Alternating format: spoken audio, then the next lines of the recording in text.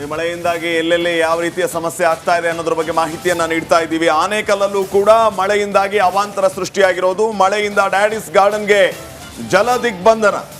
Anekal taluk ಕಮ್ಮಸಂದ್ರದ ಡ್ಯಾಡಿಸ್ garden ಧಾರಾಕಾರ ಮಳೆಗೆ ಬಡಾವಣೆ ಸಂಪೂರ್ಣ ಜಲಾವೃತವಾಗಿದೆ. ಮನೆಯಿಂದ ಹೊರಗಡೆ ಬರೋದಕ್ಕೂ ಆಗ್ತಾ ಇಲ್ಲ ನಿವಾಸಿಗಳಿಗೆ, ಅಷ್ಟರ ಮಟ್ಟಿಗೆ ಸಮಸ್ಯೆ ಎದುರಾಗಿರೋದು. ನೂರಾರು ಮನೆಗಳಿರುವಂತಹ ಡ್ಯಾಡಿಸ್ ಗಾರ್ಡನ್ ಲೇಔಟ್ ಸುತ್ತಲೂ ನೀರು ಆವರಿಸಿದೆ. ಡ್ಯಾಡಿಸ್ ಗಾರ್ಡನ್ಗೆ ಅಗ್ನಿಶಾಮಕ ದಳದ ತಂಡ ದೌಡಾಯಿಸಿದೆ. ಆ ದೃಶ್ಯಗಳನ್ನ ತಾವು ಗಮನಿಸ್ತಾ ಇದ್ದೀರಿ. ಡ್ಯಾಡಿಸ್ ಗಾರ್ಡನ್ ಮಧ್ಯದಲ್ಲಿ ಸುತ್ತಲೂ ನೀರು, ಒಂದು ರೀತಿ ದ್ವೀಪದಂತಹ ಅನುಭವ ಅಲ್ಲಿ. ಆನೇಕಲ್ನಲ್ಲಿ ನಡೆದಿರುವಂತಹ ಒಂದು ಘಟನೆ, ಮಳೆಯಿಂದಾಗಿ ಇಷ್ಟೆಲ್ಲ ಸಮಸ್ಯೆಯಲ್ಲಿ ಆಗ್ತಾ ಇರೋದು. ಡ್ಯಾಡಿಸನ್ ಗಾರ್ಡನ್ ಆನೇಕಲ್ ತಾಲೂಕು ಕಮ್ಮಸಂದ್ರದ ಡ್ಯಾಡಿಸ್ ಗಾರ್ಡನ್ ಇದೆ. ನೂರಾರು ನಿವಾಸಿಗಳು ಈಗ ಆಚೆ ಬರದೆ ಸಮಸ್ಯೆಯನ್ನ ಎದುರಿಸುವಂತಹ ಪರಿಸ್ಥಿತಿ ನಿರ್ಮಾಣವಾಗಿದೆ. ಸದ್ಯಕ್ಕೆ ಅಗ್ನಿಶಾಮಕ ದಳದವರು ಅಲ್ಲಿ ದೌಡಾಯಿಸಿದ್ದಾರೆ. ಅಲ್ಲಿ ನೀರು ಯಾವ ರೀತಿ ನಿಂತಿದೆ, ಏನೆಲ್ಲ ಸಮಸ್ಯೆ ಆಗ್ತಾ ಇದೆ, ಕೆಲವರು ಆಚೆ ಬರಲೇಬೇಕಾದಂತ ಅನಿವಾರ್ಯತೆ ಇರುವಂತಹವರು ಆ ನೀರಿನಲ್ಲೇ ಬರ್ತಾ ಇರುವಂತಹ ದೃಶ್ಯಗಳನ್ನು ಕೂಡ ತಾವು ಗಮನಿಸ್ತಾ ಇದ್ದೀರಿ. ಈ ದೃಶ್ಯಗಳನ್ನ ಗಮನಿಸಿ. ಡ್ಯಾಡಿಸ್ ಗಾರ್ಡನ್ ಸುತ್ತಲೂ ಯಾವ ರೀತಿ ನೀರು ಆವರಿಸಿದೆ ಅಂತ ಹೇಳಿ ಆಚೆ ಬರೋದಕ್ಕೂ ಆಗದಂತಹ ಪರಿಸ್ಥಿತಿ ಈಗ ಅಲ್ಲಿ ನಿರ್ಮಾಣ ಆಗಿದೆ. ಬರಬೇಕು ಅಂತಂದ್ರೆ ಬೋಟ್ಗಳ ಮೂಲಕವೇ ಬರಬೇಕಾದಂತಹ ಪರಿಸ್ಥಿತಿ ಇದೆ. ಆನೇಕಲ್ನ ಡ್ಯಾಡಿಸನ್ ಗಾರ್ಡನ್ನ ಪರಿಸ್ಥಿತಿ ಇದೆ. ನಿನ್ನೆ ಆದಂತಹ ಒಂದು ಮಳೆಗೆ ಇಷ್ಟೆಲ್ಲ ಅವಾಂತರ ಸೃಷ್ಟಿಯಾಗಿದೆ, ಒಂದೇ ಒಂದು ಮಳೆಗೆ. ಇನ್ನು ರಾಜ್ಯದ ವಿವಿಧ ಕಡೆ ಕಳೆದ 1-2 ತಿಂಗಳಿಂದ ಮಳೆ ಆಗ್ತಾ ಇದೆ. ಅವ್ರ ಪರಿಸ್ಥಿತಿ ಯಾವ ರೀತಿ ಇರ್ಬೋದು ನೀವು ಕಲ್ಪನೆ ಮಾಡ್ಕೋಬಹುದು. ರಾಜಧಾನಿ ಬೆಂಗಳೂರಿನಲ್ಲಿ ಒಂದು ಮಳೆಗೆ ಇಷ್ಟೆಲ್ಲ ಅವಾಂತರವಾಗ್ತಾ ಇದೆ.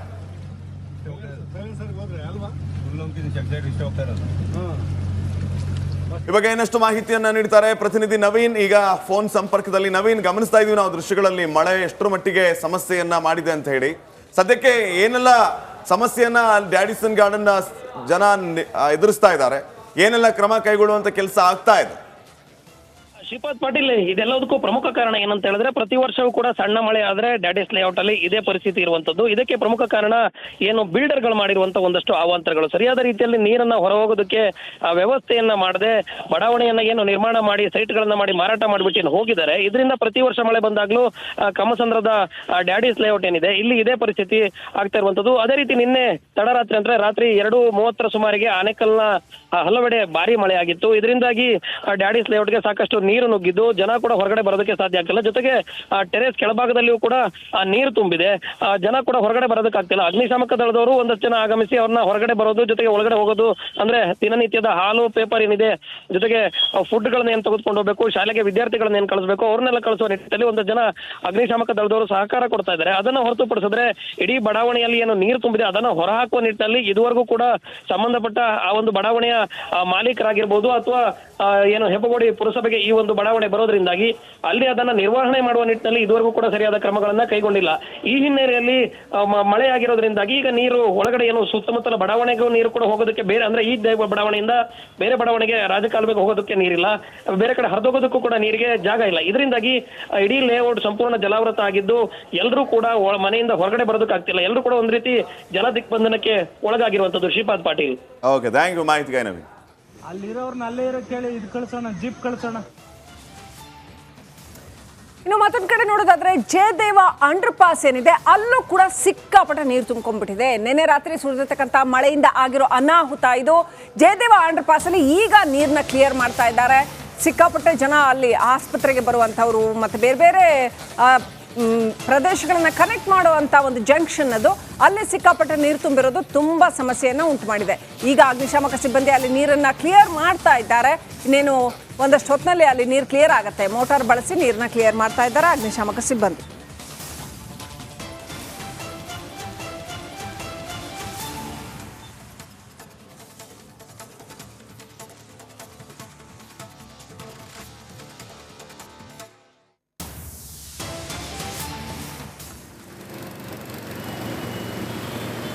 ದೃಶ್ಯಗಳಲ್ಲಿ ನೋಡ್ತಾ ಇದ್ದೀವಿ, ಸಿಕ್ಕಾಪಟ್ಟೆ ನೀರು ನಿಂತಿರೋದು. ಜಯದೇವ ಅಂಡರ್ ಪಾಸಲ್ಲಿ ಯಾವ ಥರ ನೀರು ನಿಂತಿದೆ ಅನ್ನೋದನ್ನು ನೋಡ್ತಾ ಇದ್ದೀವಿ ನಾವು. ಅಲ್ಲಿ ಅಗ್ನಿಶಾಮಕ ಸಿಬ್ಬಂದಿ ಬಂದು ಈಗ ನೀರನ್ನ ಹೊರ ಹಾಕುವಂಥ ಕೆಲಸನ ಮಾಡ್ತಾ ಇದ್ದಾರೆ. ಅಪ್ಡೇಟ್ ಪಡ್ಕೊಂಡು ಪ್ರತಿನಿಧಿ ಮಾದೇಶ್ ಕನೆಕ್ಟ್ ಆಗಿದ್ದಾರೆ. ಮಾದೇಶ್, ನೀರು ಎಷ್ಟು ಮಟ್ಟಿಗೆ ಕ್ಲಿಯರ್ ಆಗಿದೆ? ಇದಕ್ಕೊಂದು ಶಾಶ್ವತ ಪರಿಹಾರ ಬೇಕಲ್ವಾ ಮಾದೇಶ್? ಯಾಕಂತಂದ್ರೆ ಅಲ್ಲಿ ನೀರು ಹೊರಗಡೆ ಹರಿದು ಹೋಗೋ ಹಾಗೆ ಒಂದು ವ್ಯವಸ್ಥೆ ಮಾಡಬೇಕು. ಆ ಥರ ಏನಾದರೂ ಕ್ರಮಗಳನ್ನ BBMP ಕೈಗೊಳ್ತಾ ಇದೆಯಾ, ಅಥವಾ ಮತ್ತೆ ನಾಳೆ ಮಳೆ ಬಂದರೆ ಮತ್ತೆ ಇದೇ ಪರಿಸ್ಥಿತಿ ಆಗುತ್ತಾ? ಅಪ್ಡೇಟ್ ಏನಿದೆ? ಶ್ರೀಲಕ್ಷ್ಮಿ, ಈ ರೀತಿಯಾದಂತ ಸಮಸ್ಯೆ ಇದು ಒಂದೇ ಅಂಡರ್ ಪಾಸ್ ಅಲ್ಲ, ಸಾಕಷ್ಟು ಅಂಡರ್ ಪಾಸ್ಗಳಲ್ಲೂ ಕೂಡ ಇದೇ ರೀತಿಯಾದಂತ ಸಮಸ್ಯೆ ಎದುರಾಗುತ್ತೆ. ಪ್ರತಿ ಸತಿ ಮಳೆ ಬಂದಾಗಲೂ ಕೂಡ ವಾಹನ ಸವಾರರು ಈ ರೀತಿಯಾದಂತ ಸಮಸ್ಯೆ ಎದುರಿಸ್ತಾರೆ. ಅದರಲ್ಲೂ ಕೂಡ ಇಂತಹ ಪೀಕ್ ಅವರ್ ನಲ್ಲಿ ಅಂದ್ರೆ ಬೆಳಿಗ್ಗೆ 7 ಗಂಟೆಯಿಂದಲೂ ಕೂಡ ಈ ಒಂದು ಸ್ಥಳದಲ್ಲಿ ಅಂದ್ರೆ ಜಯದೇವ ಜಂಕ್ಷನ್ ಬಳಿ ಇದೇ ರೀತಿಯಾದಂತ ಅಂಡರ್ ಪಾಸ್ ಬಳಿ ನೀರು ನಿಂತು ಸವಾರರಿಗೆ ಸಾಕಷ್ಟು ತೊಂದರೆ ಆಗ್ತಿತ್ತು. ಇಲ್ಲಿ ಅಧಿಕಾರಿಗಳಾಗಿರ್ಬೋದು, ಸ್ಥಳೀಯ ಪೊಲೀಸರಾಗಿರ್ಬೋದು ಬಂದಿದ್ದೆ 9 ಗಂಟೆ ಮೇಲೆ. ಅಲ್ಲಿವರೆಗೂ ಹಾಗಾದ್ರೆ ಅಧಿಕಾರಿಗಳು ಏನ್ ಮಾಡ್ತಿದ್ರು? ಅಗ್ನಿಶಾಮಕ ಸಿಬ್ಬಂದಿ ಇವಾಗ ಬಂದು ಈ ಒಂದು ನೀರನ್ನ ಕ್ಲಿಯರ್ ಮಾಡುವಂತ ಕೆಲಸನ ಮಾಡ್ತಿದ್ದಾರೆ. ಆದ್ರೆ ಇದೇ ಒಂದು ಕೆಲಸವನ್ನ ಮಾರ್ನಿಂಗ್ 7 ಗಂಟೆಗೆ ಬಂದು ಕ್ಲಿಯರ್ ಮಾಡಿದ್ರೆ ಇಷ್ಟೊತ್ತು ಈ ರೀತಿಯಾದಂತ ಸಮಸ್ಯೆ ಉಂಟಾಗ್ತಿರ್ಲಿಲ್ಲ. ಜೊತೆಗೆ ಇದೇ ಈ ಒಂದು ಪೀಕ್ ಅವರ್ ನಲ್ಲಿ ಅಂದ್ರೆ ಬೆಳಗ್ಗೆ 8-9 ಗಂಟೆ ಸುಮಾರಿಗೆ ತಮ್ಮ ಕೆಲಸಗಳಿಗೆ ಹೋಗುವಂತ ಜನರಿಗೆ ಯಾವುದೇ ರೀತಿಯಾದಂತ ಸಮಸ್ಯೆಗಳು ಕೂಡ ಆಗ್ತಿರ್ಲಿಲ್ಲ.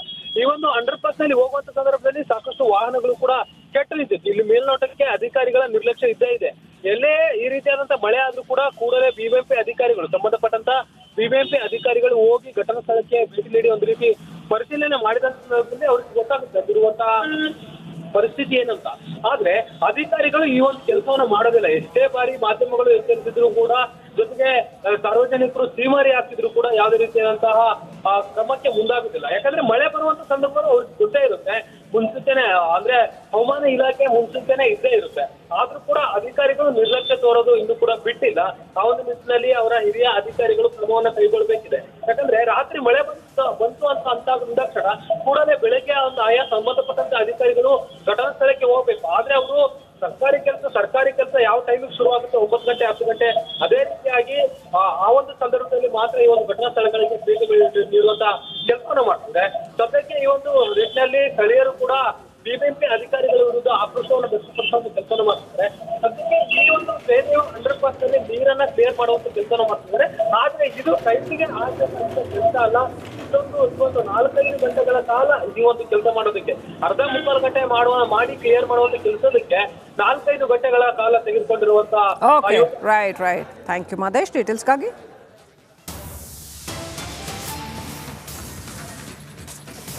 ಬೆಂಗಳೂರಿನಲ್ಲಿ ವರುಣನ ಅವಾಂತರದ ವಿಚಾರಕ್ಕೆ ಸಂಬಂಧಪಟ್ಟಂತೆ ಬೆಂಗಳೂರಿಗೆ ಮಳೆ ಬರಲಿ ಬಿಡಪ್ಪ ಅಂತ DK ಶಿವಕುಮಾರ್ ಅವರು ಹೇಳಿದ್ದಾರೆ.